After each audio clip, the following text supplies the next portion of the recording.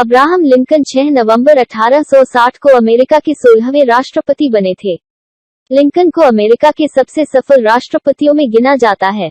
बेहद गरीब पृष्ठभूमि से निकलकर राष्ट्रपति की गद्दी पर तक पहुंचना ही उनकी सादगी, कर्मठता और ईमानदारी के परिचायक हैं।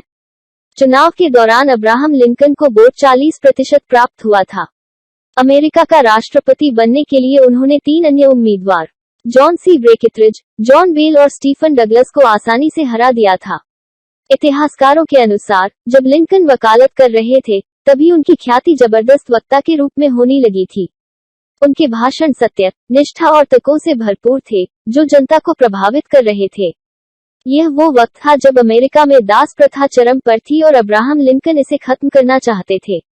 1860 में जब शिकागो में नवगठित रिपब्लिकन पार्टी ने राष्ट्रपति पद के लिए उम्मीदवार का चयन किया तो लिंकन के नाम की कोई संभावना ही नहीं थी, क्योंकि राष्ट्रपति पद के लिए एक से मजबूत एक दावेदार थे। हालांकि घंटों के वाद विवाद के चलते जब उनके नाम का नामांकन हुआ तो लोग हैरान रह गए। लिंकन की बातें जनता के दिलों तक पहुंच रही थी। वह चुनाव जीते और राष्ट्रपति बने।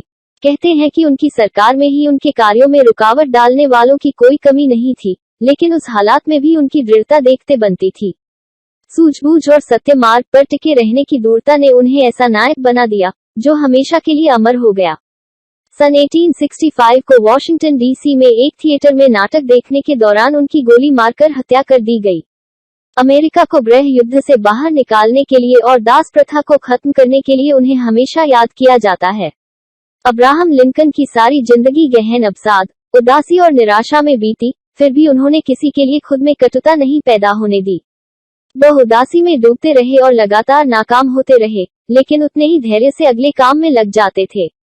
हालांकि राष्ट्रपति पद के चुनाव से पहले उन्होंने अपनी जिंदगी में जितने चुनाव लड़े थे, सब में उनकी हार हुई थी। आशा करते हैं आपको हमारा ये वीडियो अच्छा लगा होगा।